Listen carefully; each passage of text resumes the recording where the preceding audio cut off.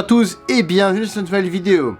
Aujourd'hui, j'ai l'honneur de vous présenter le Lee Enfield numéro 4 MK1 de chez SNT.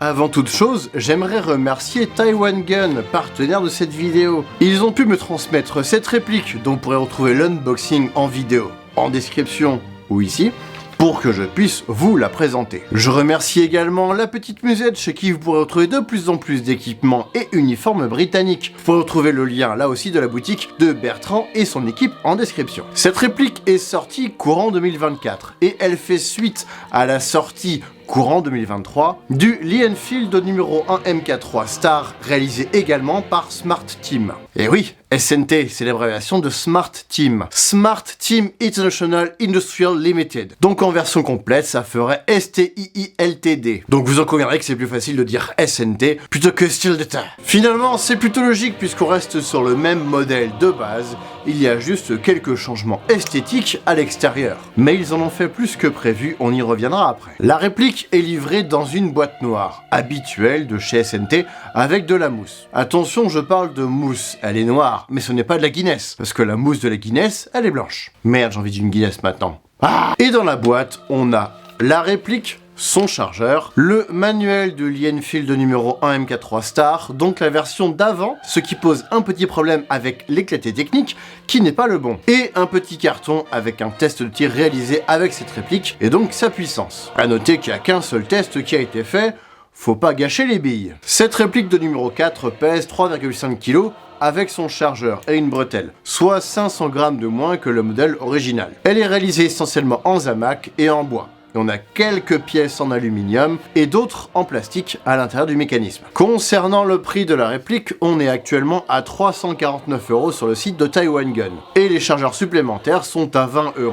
Et comptez environ 15 € de frais de port pour recevoir ça de Pologne. Mais comme la réplique vient initialement de Hong Kong, les frais de douane sont déjà inclus dedans. A savoir d'ailleurs que vous avez des offres chez Taiwan Gun pour commander des chargeurs en plus. Genre quand vous en prenez 5, vous en avez presque un gratuit. À ceci, on peut éventuellement rajouter un code promo qui pourrait se trouver en description. Mais il est limité, comme ton ex, dans le temps. Donc si vous ne le voyez plus, c'est qu'il n'est plus d'actualité, désolé. Abonnez-vous pour ne rien rater de mes prochaines vidéos et donc bénéficier de ces fameux potentiels codes promo. Je parlais des chargeurs, je les aime bien. Ils peuvent contenir 32 billes et ce sont les mêmes que sur le SMLE qu'on avait avant. Ça c'est un bon point, pas besoin de tout racheter si vous aviez déjà la version de chez SNT. Ils sont très faciles à garnir à l'aide d'un bébé loader et vous pourrez tirer jusqu'à la dernière bille sans avoir besoin de retourner ou de pencher votre réplique comme c'était le cas sur le numéro 4 MK1 de chez Ares par exemple. Optimal pour la sécurité, du coup ça évitera les accidents. Si pas de chargeur engagé, pas de possibilité de tirer de la bille. Pour les insérer, il suffit de les glisser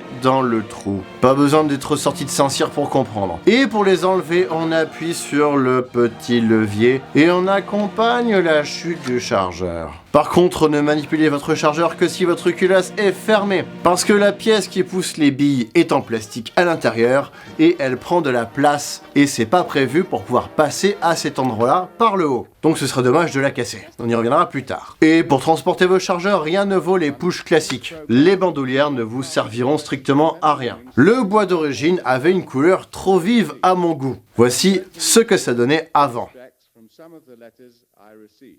Du coup, je l'ai décapé et retravaillé avec de la cire teintée. Et ouais, je voulais changer de ma fameuse méthode poudre magique. J'ai pris un autre produit que j'ai dans mes tiroirs depuis 10 ans. Et le résultat est vraiment pas mal. Et j'ai protégé le tout avec une seule couche de patine à l'ancienne. Si vous voulez qu'il brille un petit peu plus, il faut en mettre plusieurs, des couches. En revanche, je retrouve le même problème que j'ai déjà eu pour le SMLE. N'hésitez pas à bien poncer à la ponceuse électrique, hein, protégez vos doigts. Parce que le vernis d'origine, que dis-je, la peinture d'origine tellement c'était épais à ce niveau, aura du mal à partir par endroits. Et votre cire ou votre teinture ne tiendra donc pas à ces endroits-là. Regardez ici par exemple, c'est cette crosse que j'ai mal décapée. Pourtant j'ai passé un petit peu de temps, mais c'est pas assez bien fait. Du coup, à la première couche, voilà ce que ça donne, on dirait une carte de la météo. Donc petit conseil, pour être sûr que tout est ok, vous pouvez passer une première couche très diluée, pour voir si ça accroche. Comme ça, si jamais vous devez tout refaire, vous avez consommé qu'un tout petit peu de produit et ça vous évitera d'avoir des grosses différences de teinte. En tout cas, ces zones trop claires sont mal décapées, donc la couleur ne va réellement pas accrocher. Donc retour case départ, on ponce bien comme il faut. Je ponce, donc j'y suis. Je n'ai pas cherché à aller dans les stries sur le garde-main supérieur, donc j'ai un petit souvenir de la couleur originale. Il y a d'ailleurs un petit jeu sur le mien, je ne sais pas si c'est de série, mais je vais sans doute mettre un petit bout de mousse. Oh la Guinness, j'en ai envie! Au prochain démontage pour bien tout caler. D'ailleurs, nous avons maintenant plein de références sur le Lienfield numéro 4 MK1 sur le marché. Et c'est le premier à proposer un garde-main supérieur avec les stries. Et ça c'est très bien, ça change un peu. En référence précédente, j'ai le Viva Arms, donc ex Red Wolf Airsoft. J'ai les deux versions du Ares. Et j'ai le Guegui avec une crosse originale.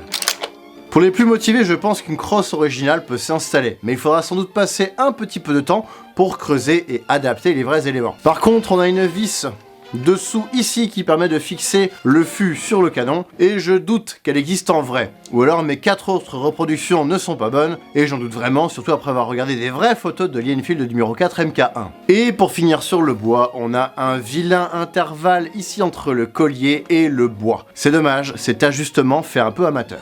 La réplique dispose de plusieurs marquages, et ça c'est appréciable. Ils sont très fins et réalisés uniquement sur le côté gauche, ce qui est réaliste. Bon, évidemment pas suffisant pour que ce soit réaliste à 100%, mais on fait avec ce qu'on a. Ainsi, on a un numéro 4 MK1 sur le corps, à côté de la culasse. Et sur le collier, on a la date 1943, un M devant pour Royal Ordnance Factory Made By, et le numéro de série AS 11038. Identique pour toutes les répliques. J'ai d'ailleurs regardé ce que c'était le code postal 11038 et la seule correspondance est la ville de Oblast de Jitomir en Ukraine. Le complot complet. Et oui, je suis un fan des escape games, je vois des chiffres partout. Et au-dessus de ce petit marquage, on a naturellement la Broad Arrow de Sa Majesté. Je trouve par ailleurs que les marquages sont trop bien frappés pour être réalistes, surtout sur les colliers. Sur les vrais, c'est fait à la main, du coup c'est souvent très moche. Comme toi, t'es souvent très moche. Et comme à l'accoutumée chez SNT, on a le numéro de série propre à la réplique sous le pontet. C'est gravé directement dans la peinture, à cacher dès que possible. J'ai donc la 146e réplique qui a été fabriquée de ce modèle. La réplique dispose naturellement d'un hop-up, et comme sur le Springfield et le SMLE de la même marque, le curseur est sur le côté droit, dans un trou pratiqué sur le bois. Et attention, comme les Walk, le curseur est très sensible. Plus vous tirez à vous, plus le tir montera. Pas le meilleur réglage du monde, surtout qu'au moment de la prise en main, j'ai le doigt qui vient se poser dessus. Celui-là en plus, comme par hasard. C'est un problème majeur du coup. Pour viser, nous avons deux manières. Soit avec la visée courte distance, donc avec un œilleton, soit on peut redresser la hausse à 90 degrés et ainsi accéder à un œilleton plus fin qui aura une hauteur réglable à l'aide de la petite roue située sur le dessus qui va mettre en mouvement une vis sans fin. Et on retrouve des crans bien marqués avec la présence d'une petite bille montée sur ressort. La hausse est graduée de 2 à 13 pour 200 à 1300 yards, mais les gravures sont vraiment très fines. Un peu trop, faut vraiment avoir le nez dessus pour les voir. J'ai un malin comme ça. À l'avant, un guidon est monté sur queue d'aronde et il paraît mobile. Il n'est pas moulé dans la masse. Donc si vous voulez régler votre réplique, bien que ce soit inutile, si votre réplique ne tire pas droit, c'est sûrement la faute de l'orientation du bloc hop-up et donc du canon. Vous pourrez régler ce guidon avec un petit chasse-goupille et un maillet. Sur le côté gauche, on retrouve le levier de sûreté qui bascule bien à 180 degrés quand il est engagé. Il vient bloquer mécaniquement la détente, même si le fusil n'est pas armé. Et ça c'est parfait pour la sécurité en zone neutre. Pas besoin d'armer votre réplique pour bloquer la détente. La culasse est la même que pour le SMLE. Même conception, même défaut, avec notamment le pas de vis du percuteur ici qui est en plastique et qui risque de prendre du jeu à force et qui risque de casser quand vous voudrez le démonter pour resserrer la vis qui le maintient. Parce que regardez là, il y a déjà du jeu. En revanche, quand même, ce percuteur, il recule, et ça c'est bien. Comme ça, vous pouvez voir du premier coup d'œil si votre fusil est armé ou pas. Il y a cependant une petite différence, heureusement, l'extracteur sur le flanc est différent. Il est simulé, évidemment, placé sur le côté du cylindre de la culasse, et il est amovible quand on la démonte. Cette culasse est d'ailleurs beaucoup plus longue qu'une vraie. C'est encore le même souci que d'habitude chez SNT, et surtout sur les fusils Spring globalement, puisqu'il faut la place de pouvoir mettre le ressort, et on devine le nozzle quand on ouvre la culasse en grand. Au bout de ce nozzle, on retrouve la même pièce en plastique qui permet de pousser les billes du chargeur vers le bloc hop-up. Pièce qui peut facilement casser. Donc si vous manipulez l'intérieur de votre réplique, attention à ne pas dévier l'orientation de cette pièce. Et à ne surtout pas forcer si vous sentez une résistance au moment de refermer votre culasse. C'est peut-être que vous engagez 2 billes. Et entre la pièce et la bille, c'est la bille qui va gagner. Cette pièce en plastique est maintenue au nozzle au moyen d'une autre pièce en demi-lune, une sorte de circlip qu'il sera facile de perdre ou de casser. Il existe d'ailleurs des groupes sur Facebook où vous aurez des passionnés bricoleurs qui proposent des versions métalliques de ces pièces, voire pourront vous montrer comment prendre une autre pièce existante et l'adapter à cette réplique. Et dans la culasse que j'ai pu démonter, nous retrouvons un piston nouveau par rapport à la version SMLE et un ressort d'AEG. Donc attention, si vous voulez upgrader votre réplique, ne prenez pas un ressort de L96 comme avant. Et juste en dessous de la culasse, on a un petit bouton qui est monté sur ressort. Attention, quand j'ai reçu la réplique, le ressort était apparent, donc mal placé. Ce petit bouton est totalement factice, alors que sur le vrai fusil, c'est le levier de démontage de la culasse. Donc attention au moment de démonter votre crosse, la pièce et son ressort vont sauter, voire tomber, puisque le ressort est posé directement sur la crosse. Prenez garde donc à bien faire ça dans un environnement où vous pourrez retrouver les pièces sauteuses. Pour démonter la crosse arrière ou pour la revisser si jamais vous avez du jeu, il faut utiliser une rallonge de visseuse et il vous faut un embout hexagonal au bout. Un embout au bout, ouais c'est normal. Encore un nouvel outil à acquérir si vous voulez faire les choses proprement. On a la même plaque de couche que sur le SMLE, de toute façon c'est la même vis à l'intérieur pour la démonter, avec la petite trappe pour accéder à la vis. Et pourquoi pas y stocker un vrai huilier par exemple. Huilier où mon huilier ? Les axes présents sur le bois sont des vrais axes, mais tous ne sont pas obligatoires à démonter, même si vous voulez retravailler le bois. Attention, les garde-mains supérieurs sont fins et donc fragiles. Si vous y allez comme un bourrin pour virer les 2 goupilles ici, vous risquez de tout casser. Et on a 2 autres goupilles ici. On peut rajouter un accessoire indispensable, la bretelle. Facile à trouver sur eBay, en original ou en reproduction. Ici, c'est une repro datée de 41, achetée via eBay sur un célèbre site anglais. J'ai choisi de ne pas la blancoter, même si en vrai je pourrais. Et on peut rajouter au bout une baïonnette. Une originale peut rentrer dessus sans problème. Par contre, elle branle dans tous les sens. Donc pas optimal du tout pour la reconstitution, ça n'inspire pas confiance. Pour avoir une baïonnette correcte, il faudrait se tourner vers de la 3D pour pouvoir carrément concevoir une baïonnette à la bonne taille, avec un professionnel pour vous la modéliser. Et niveau accessoires, c'est tout ce qu'on peut avoir, on reste finalement limité. Comme toi, sale con. Niveau customisation. On va maintenant pouvoir passer au test de tir. D'abord test chronie à la bille de 0,20 g, puis test de tir sur une cible à 45 mètres à la bille de 0,28 g. Et enfin, un test de portée.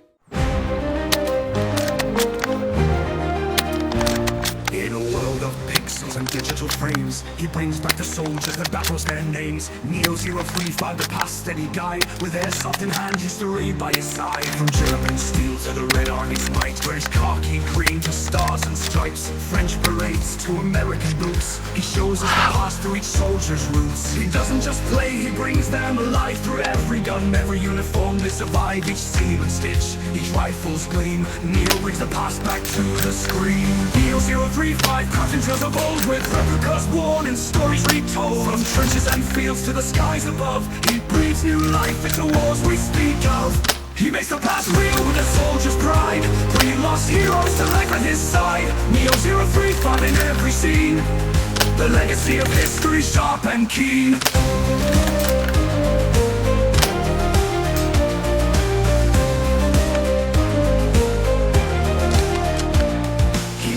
His piece with a careful touch to capture the feel, to honor so much. An M1 Command, a German MP. His replicas hold the weight of history with Soviet grit and British resolve. Each weapon tells of problems unsolved. Through rifles and helmets he builds a bridge to honor the soldiers who lived on the edge. In every bolt, in every round, a piece of history's soul is found. He honors each soldier, brings back each fight.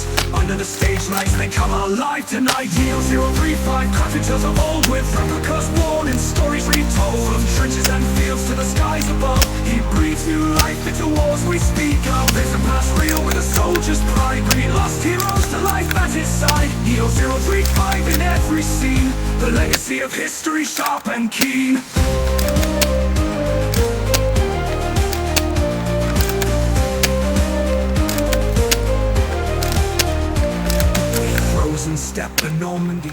Les performances de tir de ce bébé ne sont vraiment pas mal. En sortie de boîte, c'est même plutôt très bien. On peut voir que mon hop-up n'est pas encore totalement rodé. On a quelques variations entre les tirs. Un coup ça part bien haut, un coup ça part moyen, mais globalement on peut atteindre une distance de 50 mètres avec précision. Et les 55 mètres sont atteints après la redescente de la bille. Le fusil est donc relativement précis et pas trop puissant. Et je ne suis pas trop chaud pour changer le ressort et monter sa puissance, puisqu'on peut atteindre finalement les 450 FPS. Parce qu'il faut déjà beaucoup de force pour armer le ressort d'origine. Quand je dis beaucoup de force, c'est à répétition évidemment. Là, une fois, c'est pas grave. Par contre, vous faites ça 30 fois en l'espace d'une minute, ou là, vraiment, ça force. Mais en plus, ce serait dommage de risquer de péter les pièces à l'intérieur. Donc je vais éviter de forcer le destin et garder ça d'origine. Le tir rapide sans désépauler est possible, mais compliqué. Ça risque de vous faire mal au bras au pluriel, vu que la culasse, comme je le disais, elle est dure.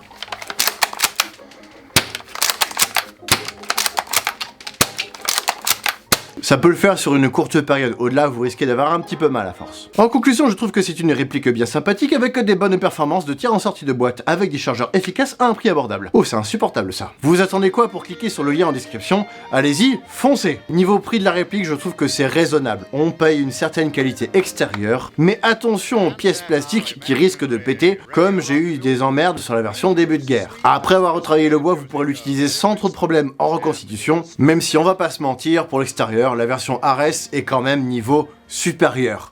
Elle est parfaite. Mais bon, après, il en faut pour tous les goûts et surtout pour toutes les bourses. Ce que je viens de dire, là, ça peut être détourné de manière dégueulasse. On parle de goût et de bourse. Oh non, mais... voici ce qui conclut cette vidéo. J'espère qu'elle vous aura plu. Si c'est le cas, n'hésitez pas à lâcher un pouce bleu, un commentaire, à vous abonner si ce n'est pas déjà fait et à partager cette vidéo. Je remercie chaleureusement Taiwan Gun pour leur précieux soutien. Retrouvez le lien de la réplique et des chargeurs en description et dans le premier commentaire. Je vous préviens, ce n'est pas un lien affilié, c'est un lien tracé. Si vous commandez en passant par ce lien, la boutique le saura et verra qu'ils ont raison de me faire confiance. Pensez-y si vous voulez que mon aventure continue avec eux. Par contre, je peux vous le garantir, je touche 0. Je remercie également Bertrand de la Petite Musette, chez qui vous pourrez retrouver tout un tas de matériel de reconstitution Seconde Guerre, en britannique, mais aussi en américain et en allemand. Et pour être honnête, même si je suis partenaire avec eux et que je dois avoir régulièrement des réducs, je commande très souvent là-bas et sans réduc, parce que j'aime aider ceux qui le méritent. Et quant à moi, je vous donne rendez-vous prochainement pour d'autres vidéos. Salut!